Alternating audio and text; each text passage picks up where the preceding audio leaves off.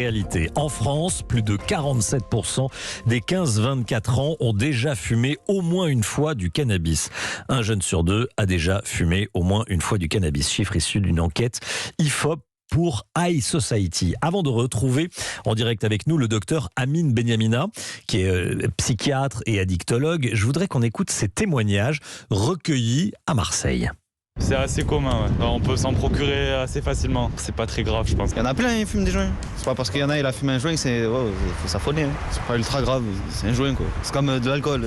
En soirée, pareil, s'il n'y a pas de quoi fumer, on vient pas parce que c'est nul, on s'amusera pas. Voilà. C'est aussi banal qu'un pack de bière maintenant. Voilà des propos recueillis par Stéphane Burgat à Marseille. Bonjour docteur. Bonjour. Merci d'être avec nous. Vous êtes chef du département de psychiatrie et d'addictologie de l'hôpital universitaire Paul Brousse, président de la Fédération française d'addictologie. On entend beaucoup de choses dans ce témoignage. 15 secondes de condensé, mais il y a énormément de choses. On entend d'ailleurs, c'est comme l'alcool. C'est vrai qu'on entend souvent ça. Le cannabis, attendez, c'est comme l'alcool. Qu'est-ce que vous répondez à ça ? Non, c'est pas vraiment comme l'alcool, parce que le cannabis n'est pas un produit qui est légal, c'est un produit interdit. L'alcool est un produit pour lequel il n'y a pas de politique de prévention. Il y a même une incitation de fait parce qu'on a une culture de l'alcool. Non, le cannabis est un produit interdit et c'est un produit qui touche une population importante, ce sont les jeunes. Les chiffres que vous avez cités à travers cette enquête IFOP, ce sont des chiffres que nous connaissons maintenant depuis plusieurs années et qui sont régulièrement rapportés par l'OFDT, l'Observatoire français des drogues et de toxicomanie, à travers les enquêtes faites régulièrement, notamment les enquêtes des jeunes de 17 ans qu'on appelle escapades. Donc c'est vrai qu'on a le sentiment de découvrir, mais non, ça ne fait que confirmer par une méthodologie différente et par un institut de sondage qui n'est pas spécifique dans ce type de questions. Mais les messages de prévention ont du mal à passer parce qu'effectivement c'est une réalité qu'on ne découvre pas aujourd'hui, mais vous avez entendu, je crois que c'est une jeune fille, une adolescente, une jeune qui dit bon attendez c'est pas grave. Je ne sais pas si vous êtes comme moi, mais je ne vois pas beaucoup de messages de prévention. Ce que je vois depuis quelques temps, c'est essentiellement des messages portés par le ministère de l'Intérieur sur la pénalisation, la prohibition.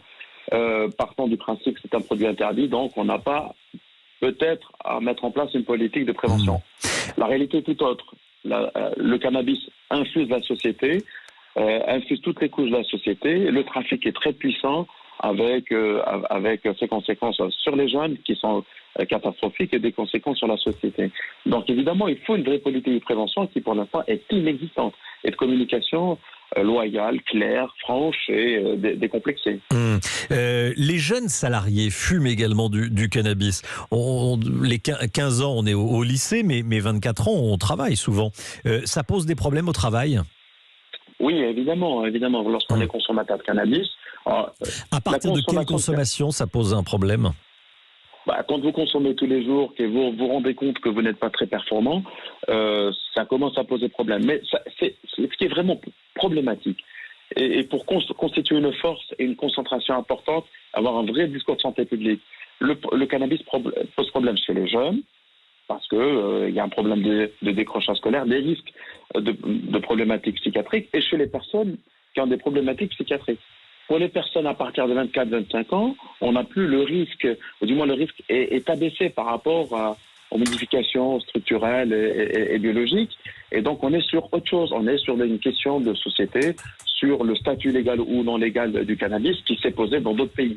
En revanche, le consensus, il est clair, il est scientifique, il est mondial. Il faut mettre une politique de prévention et peut-être même d'interdiction pour les jeunes. Sauf que la prohibition à tout craint actuellement est un saupoudrage et qui n'a aucun sens des moyens de police avec une absence totale de prévention et une information réelle sur le produit, sur les risques encourus. Merci docteur Benyamina, addictologue, psychiatre. Merci beaucoup d'avoir été